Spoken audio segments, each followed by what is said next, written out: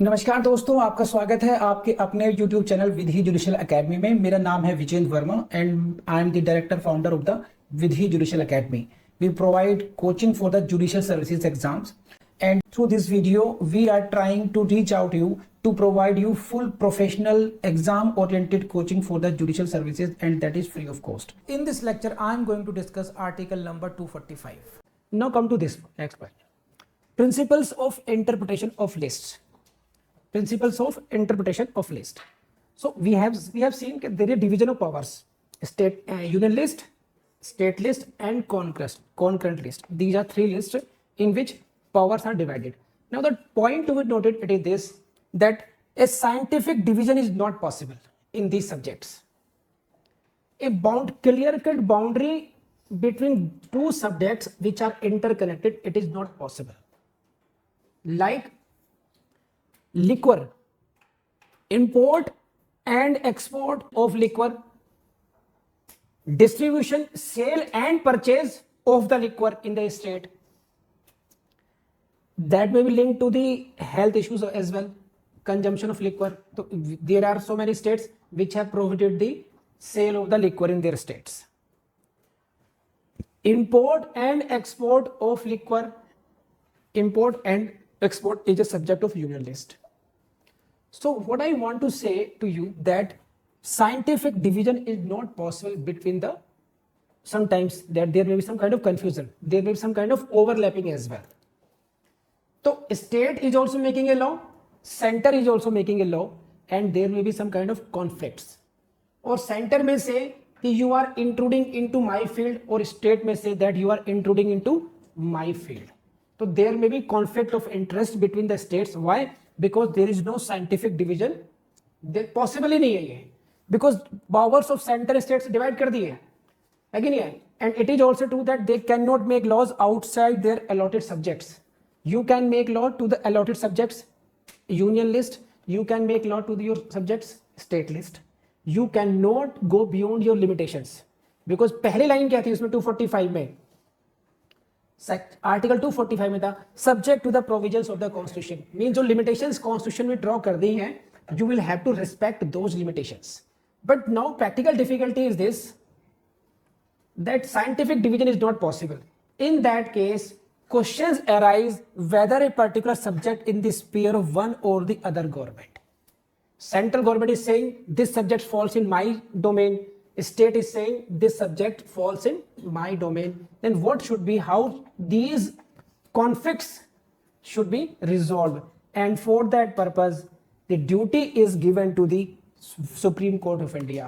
This power to decide is vested in the Supreme Court of India. Supreme Court of India decides that what is the correct legal position in that respect, and for that purpose Supreme Court has evolved following principles which we are going to study right now. Principles of interpretation in order to determine respective powers of the union and the states. कि किसकी power है और किसकी नहीं है, supreme court ने, सर्वोच्च न्यायालय ने कुछ सिद्धांत प्रतिपादित किए हैं. सही है. Following principles have been propounded by the, what is the purpose?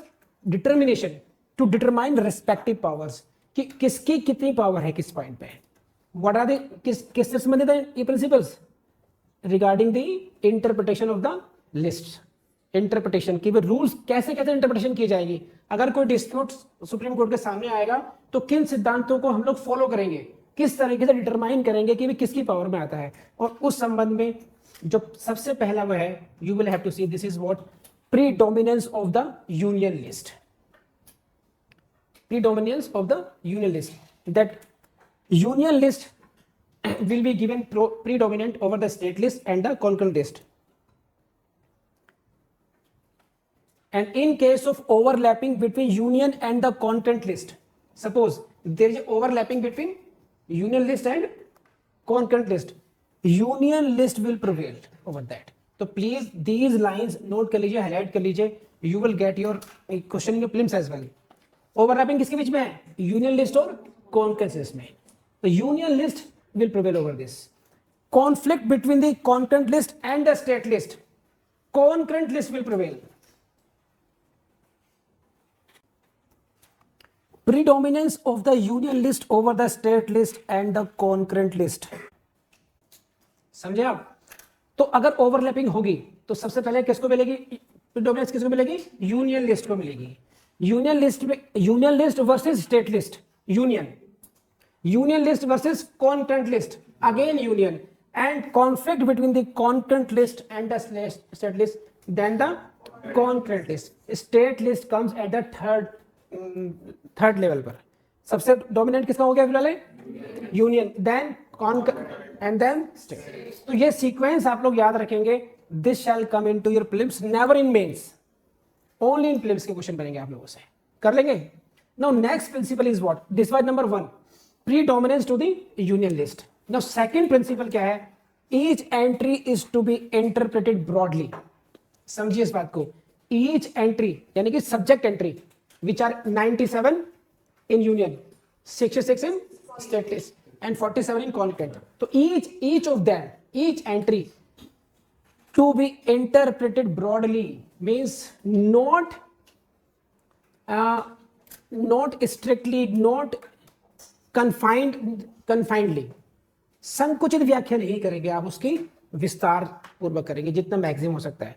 देखिए क्या, एक केस का नाम लिख लीजिए, in Calcutta Gas Limited versus state of West Bengal. Supreme Court said that widest possible, what? Widest possible and most liberal interpretation should be given to the language of each entry. So this is the question of prelims, in which case it was held number 1, and number 2 question upon this line itself, that which, लिख लीजिए question, लिखिए कैसे frame हो सकता है। regarding the interpretation of the entries of union list, state list and concurrent list, which of the following statement is correct? Which out of the following statement is correct regarding the interpretation of the entries in the various list? ऐसे कर लीजिए। Option A, widest possible and most liberal interpretation should be given. Widest possible and most liberal interpretation should be given. Option A. Option B, strict and technical interpretation should be given. Number 3, no such principle has been so far decided. Number 4, it depends upon the discretion of the court.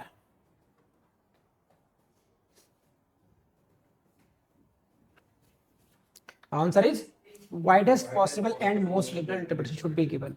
तो in this case आप लोग देखोगे कि इस तरह के words पर आप इसका मतलब समझ लीजिए, widest possible and most liberal subject को मैं आपको उदाहरण देकर समझाता हूँ, और आपके दिल के करीब सब्जेक्ट है आर्टिकल। मैं I am trying to explain widest possible and most liberal interpretation का मतलब क्या है।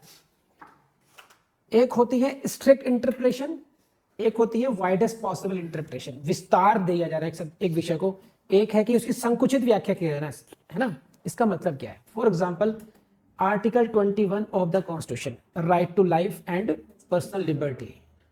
In this word there has been a debate on the interpretation of the word life and on the word of the personal liberty, व्यक्तिगत स्वतंत्रता और जीवन का अधिकार पर।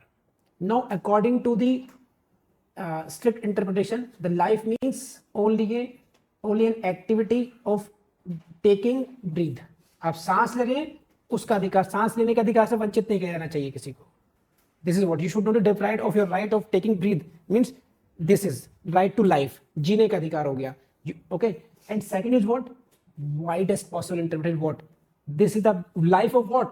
Life of a human being, life of Ahmad, एक इंसान की लाइफ की, जीवन किसका? एक इंसान का, अहमद का। और जीवन कैसा होना चाहिए फिर? ह्यूमन लाइफ ऑफ ह्यूमन मतलब there is a dignified life, there is a dignity of a human being. See एक animal, there is difference between an animal and a human being. एक इंसान मरा होगा, कहीं पर पड़ा होगा, और एक जानवर मरा पड़ा होगा, तो what you can say differentiate करोगे आपकी, at least give respect to this corpse of a, शब को एक कम से कम एक मिनिमम रिस्पेक्ट देनी चाहिए ह्यूमन बीइंग के, बिकॉज एक ह्यूमन डिग्निटी जुड़ी हुई है, इंसान जुड़ी हुई है, गरिमा एक जीवन है ना, आपकी रिस्पेक्ट जुड़ी हुई है। आप अहमद जा रहा है तो बेहोश के पीछे जाके नहीं डांट के थप्पड़ के चला जाएगा, साइड से हो जाएगा। एक गधा जा रहा होगा उसको 2 लात मार के निकल जाएगा, कोई ऑब्जेक्ट नहीं करेगा, है कि नहीं है? वाई एक रिएक्शन एक है एक।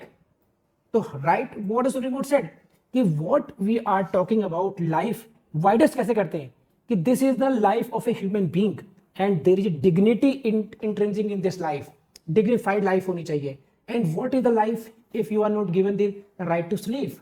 सोने का अधिकार नहीं है तो क्या जीवन का अधिकार हुआ आपका? तो right to sleep is also a fundamental right.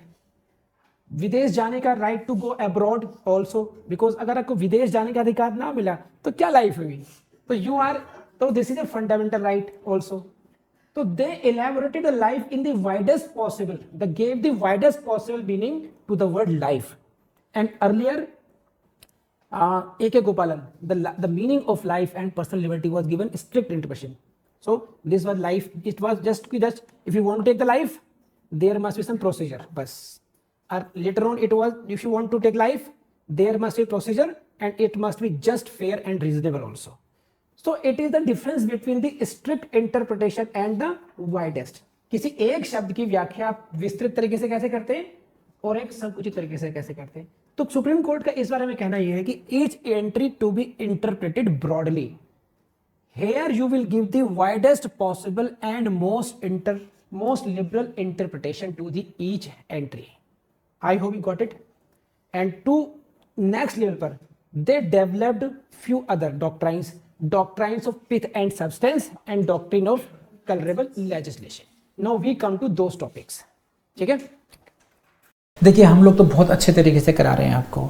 कोशिश यही है कि आपको जज बनाना है, आपको ऑफिसर बनाना है, लेकिन आपको छोटा सा काम करना पड़ेगा। छोटी सी आपके एफर्ट से हम लोगों की बड़ी हेल्प हो जाएगी। कुछ लोग हैं ऐसे जो नहीं चाहते कि हम आपको फ्री कोचिंग कराएं, वो हमें डिस्करेज करने में लगे हुए हैं, हमारी रेटिंग ख़राब करना चाहते हैं, रिव्यूज़ गलत सिंगल रिव्यूज़ दे रहे हैं वहाँ जा करके, जबकि वो हमारे स्टूडेंट भी नहीं हैं। तो प्लीज़ डू हेल्प अस। आप प्लीज़ गूगल रिव्यूज़ पर जाइएगा, विधि जुसल अकेडमी की फिर गूगल रिव्यू पे एक अच्छा सा रिव्यू ज़रूर लिखें अगर आपको लगता है कि हाँ हमने आपके साथ जस्टिस करने की कोशिश की है। Thank you very much.